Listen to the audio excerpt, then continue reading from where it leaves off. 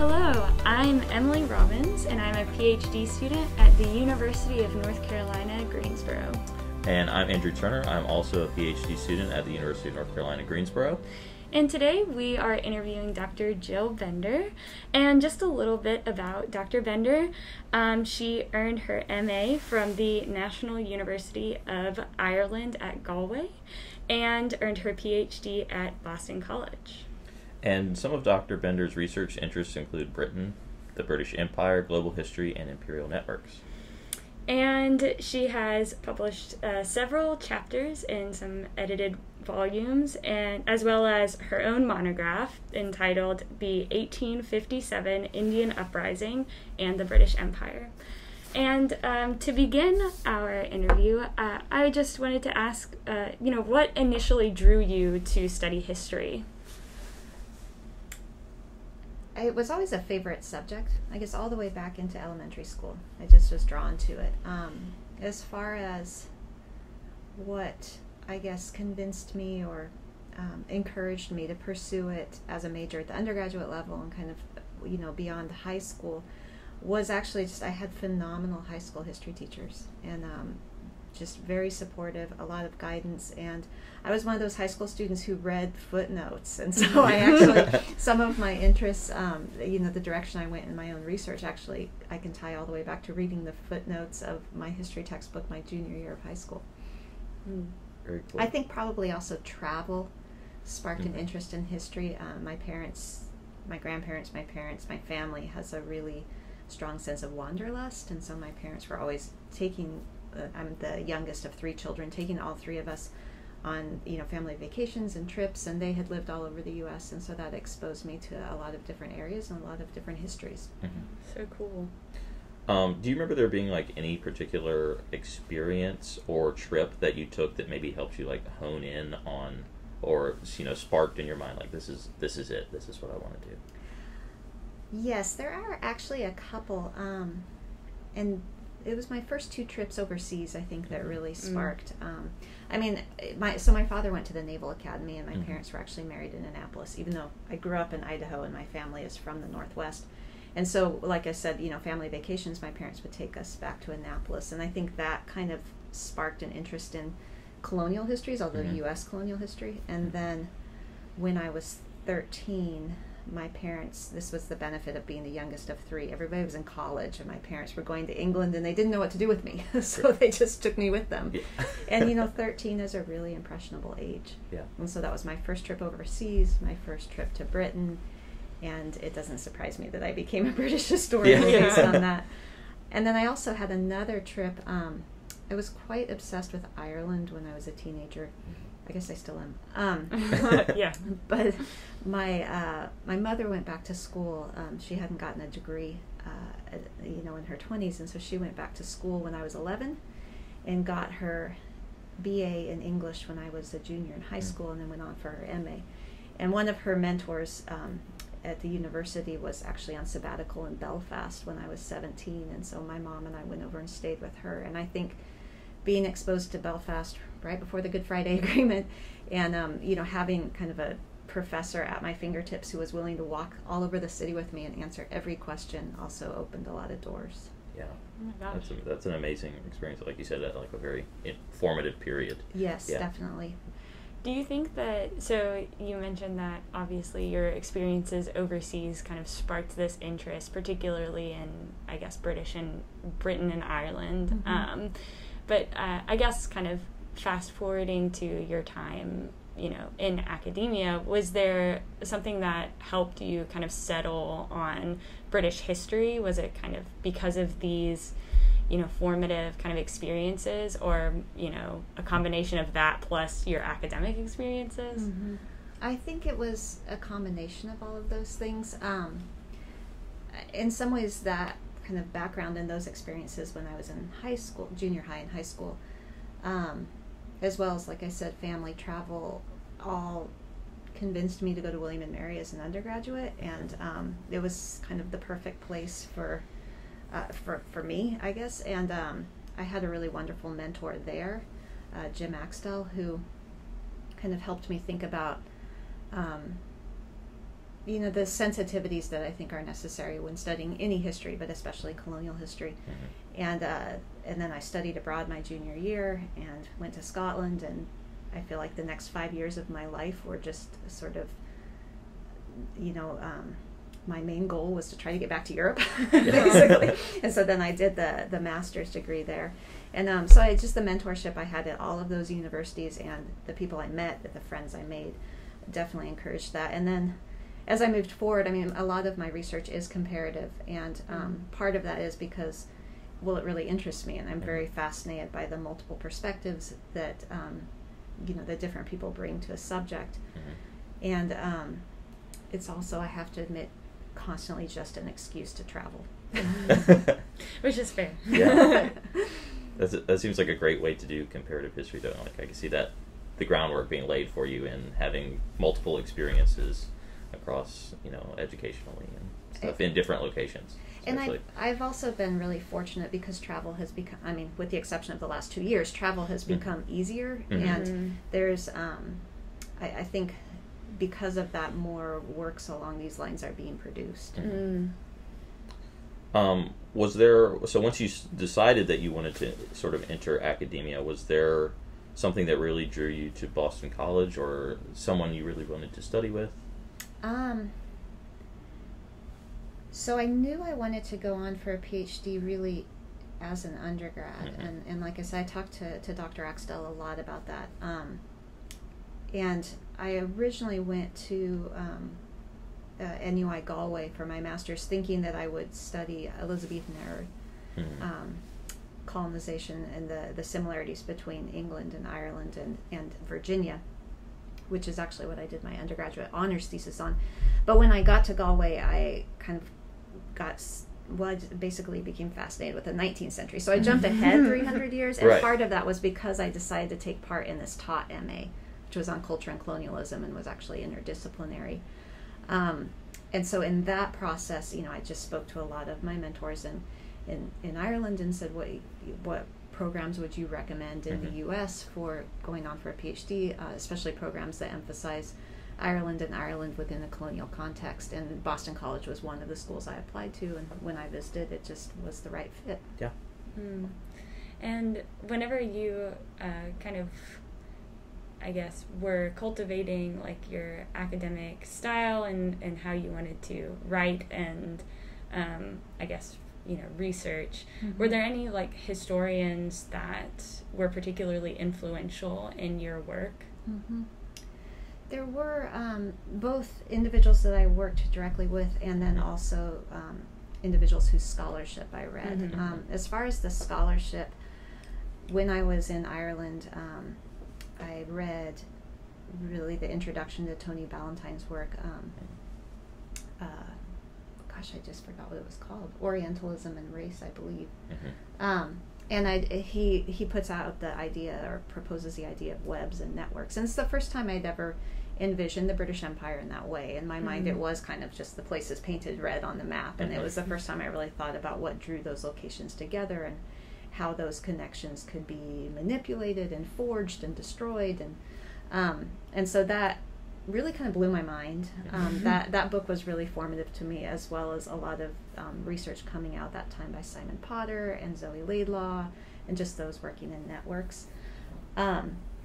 And then when I moved to Boston College and started the PhD, I had really great mentors there, especially Prasnan Parthasarati, who was my dissertation advisor, and Kevin Kenny, both of whom I think gave me a lot of freedom to pursue what I wanted to pursue and the way that I wanted to pursue it, and to write the way I wanted to write, but were also always there to give me guidance. And I appreciated that. I kind of needed the freedom to make my own mistakes and to pursue things, but I always knew they would be right there to help me. Yeah. That is something that's very important, and I think I've had a similar experience here at UNCG. It's like you get the latitude to explore and have constructive mistakes, but then you have guidance right there with you. So once you started conducting some of your own research, like during your PhD on the Indian uprising and within the context of the British Empire, were there any primary sources or sets of documents that really, shaped your your ideas or your interpretation? There were, so my doctoral dissertation actually grew out of my MA thesis. Okay. My MA thesis looked specifically at Irish perceptions of the 1857 uprising, and I worked with Simon Potter on that. And he recommended the Graham Indian Mutiny Papers, which were, the Graham family was a family of 5, all of whom were in India at the time of the uprising, and their letters have been published. And so I was able to read through those, and those actually, I guess, just kind of really highlighted to me the fact that we are studying humans and people. Right. And I mean, there were moments where I was almost in tears in the archives because some of these, family relationships were really moving. So that was, I think, that, and I also worked a lot with newspapers, and they weren't bound, they weren't digitized, they were the old copies. Some of them hadn't even been cut, they were held together by twine. And so just kind of plowing through those was just very, I guess, eye-opening to me, and like I said, quite moving. When I moved on to the PhD, there were definitely moments in the archives, especially the Colonial Office archives, which are in London, and also archives in New Zealand, where it was just kind of aha moments where I didn't expect to find the letters that I found. Right. Letters between officials actually in South Africa writing to India to ask for help, and I didn't always expect to see that. And so those are always exciting moments. Yeah. Yeah. And I know kind of we were reviewing your CV before we conducted this interview. Well done, good research. Yes, I know. But I was really impressed by kind of like all of the work that you've put into specifically, obviously, your area of interest. And I was just curious if there were any kind of publications or conference presentations that you would consider yourself like most proud of. I don't know if there's any that I'm most proud of, because I feel like I've gotten something out of all of them, and I hope I've contributed in all of them as well. But I've made a lot of friends and met a lot of really helpful people at each of those experiences. So I don't know that there's one that's that I'm most proud of. I will say the one that I think is most recent in my mind. I don't know. I don't know that I do have one I'm most proud of. I was about to say, I think one that is most recent in my mind, because I just talked about it in Ireland in February, is a conference I participated in. It was the Australasian Irish Studies Conference in New Zealand, and I was living in New Zealand at the time. And I was terrified because I was a graduate student, and there were like 7 keynote speakers. So it was all of these people, from all over the world that I'd read their work, but I hadn't necessarily met them. And that was a really, like I said, terrifying experience at the start, but also really formative and wonderful, because I met all these people, and they were so gracious and generous, and I appreciated that. Oh my goodness, that sounds very exciting, but like you said, kind of nerve-wracking. It was. It really was, but those relationships have lasted, and I'm grateful for that. Yeah. And finally, while we're on the topic of research and publications and stuff, what's in the works for you now? Do you have a book project you're working on, or? I do. So I'm currently looking at assisted migration programs. So the migration of individuals where it was paid for by the state, by the British Empire. The British Imperial State. And I'm particularly interested in women who were in the Irish workhouses and were transported to the colonies, kind of during the famine decade, sort of an extended famine decade from about 1847 to 1860. And I'm looking specifically at those who were transported to Australia, Canada, and Southern Africa. Very interesting. Yeah. I guess kind of shifting gears a little bit, I know Andrew and I from experience know that UNCG has some really great teachers in its faculty, you included, as we've both taken one of your courses. Definitely. But because of this, I guess we were kind of curious just about some of your experience teaching here. What are some of the courses that you teach, and some of the ones that you kind of always find yourself excited to teach and kind of create? I should say I really love teaching at UNCG. I like the students. Students are very down to earth here and have a good sense of humor, and to me that makes all the difference. And I've taught a wide variety of classes, from 200 level classes on European empires and colonial encounters, to the graduate class I'm teaching right now, which you both know so well, on the British Empire. I've taught a lot of research seminars. I especially teach one frequently at the undergraduate level on the Irish famine, which, in that class, students research and write their own paper on the famine, on some aspect of the famine. And I like those kinds of classes. I like research seminars. I've also taught, one year I was the fellow in the Honors College, so I taught classes that were more thematic, one on war, gender, and crime in the Victorian news. And, so we looked at everything from the Crimean War to Jack the Ripper. I taught one just on hunger in the Honors College, which was also really interesting, where we looked at famine, but also the British suffragettes' use of hunger strikes, all the way up into the use of hunger strikes in the Troubles in Northern Ireland.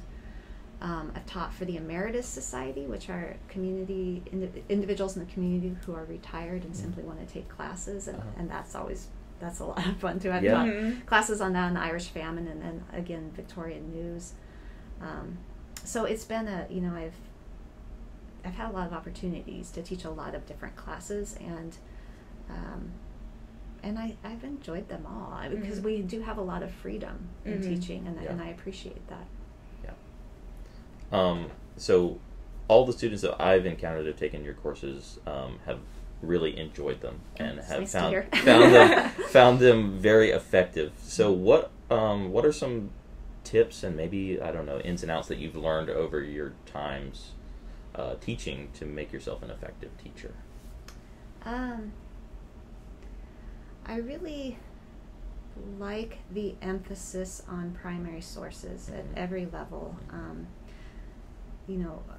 Obviously we haven't done that this semester at the graduate level, because it's more of a readings course, trying to familiarize ourselves with different historiographical debates. But usually, especially at the undergraduate level, I really like an emphasis on primary sources. I like an emphasis on different perspectives. And I think the one thing that I try to do, and am still trying to do and still trying to learn, that I think is really central to teaching, is to listen. Yes. You learn a lot from your students, and I've had students who've come up and pointed things out about things that are missing on my own syllabi that hadn't even dawned on me, and I'm like, oh my gosh, you're so right, I need to add that in. And just, everybody brings a different perspective to the classroom, and I think it's important to listen. Those are, definitely. I think as we're both kind of creating our own courses and trying to navigate that, it's really, I guess, nice to hear some tips on how to kind of on the outside at least be confident as a professor, as a teacher.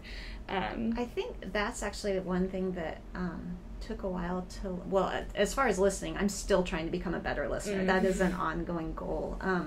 But one thing that took a while to become comfortable with is it's okay not to have all the answers. You don't have all the answers, and sometimes you're going to look silly, and students are forgiving, so just to be a little bit more forgiving of yourself, I think is important. That's something definitely that I need to remember as I it's really hard. Get in front of the class. The more you do it, the easier it becomes. I also really like kind of the minutia of scaffolding in classes. I actually find that really interesting in thinking about how assignments can build on each other. And that's like I said, that's just something that interests me, and something that I return to every semester and try to kind of break down and revisit and see if I can't make it better. That's definitely good advice too, on not having the answers and knowing, because I think part of what being a good teacher and historian is knowing how to find answers, or telling people the process of finding answers rather than just spitting information out. I think you're absolutely right, and that sometimes that search for answers is collaborative. Definitely. So I guess as we are kind of winding down on our time together, we've talked about who Dr. Bender is as, a researcher, who Dr. Bender is as a teacher, and we both recognize that while history and your position is obviously very important, we do know that you have a Dr. Bender outside of UNCG. Right. And so we were just curious about, what are some of your interests outside of, academics, outside of being a teacher, just when you go home and you're just Dr. Bender at home. I do make everyone call me Dr. Bender. All the time. Always. Yes. My parents, my husband, my kid, everyone. No, outside of the classroom, I really enjoy running. I have for years. I used to play soccer. I played soccer all the way through college, and so that kind of morphed over into running as I got to graduate school. So definitely running, being outside. I like to read. My guilty pleasure are mystery novels. I just sort of devour them. I like to cook, especially farmers market, based on farmers market, local produce. And my husband and I both like to travel, so we travel a lot. We've also taken up camping, along with most of the U.S. in recent years. So we've been doing a lot more exploration of North Carolina state parks. Yeah, awesome. So in sort of that same theme, are there any dream destinations for you in the world to travel? Yes, there are. And it's hard because there's so many places I haven't been that I would love to go, but then there's so many places that I have been that I want to return to. Right. It's a constant struggle. I've actually never been to India, even though it's a central part of my research, and so I would like to go to India. I've not been to Asia at all, and so there's a number of places in Asia that I would love to go to. So those are kind of dream destinations of places I've never been. As far as sort of upcoming research trips, I have been to South Africa, but I'm quite anxious to go back because I know there's some archives there I haven't looked at that I need to see. And so that's kind of there in Canada are kind of on the hopefully the forefront or the near future for research trips. And I guess as a final kind of question, do you have any advice for someone who, is kind of like at the beginning of the journey into academia, who is potentially thinking about getting a PhD or thinking about entering into kind of that career path? For someone who is looking at entering a PhD program, I think just reaching out and asking questions for any potential program is essential. Asking questions of both potential mentors as well as current students who often have the real answers. So I think reaching out, as you're exploring programs and asking questions is key. Once someone gets into a program and is thinking about, what they want to do, where to go next, and what they want to do after the program, in that case, I think my advice actually varies by the individual and by the program and where they're at in the program.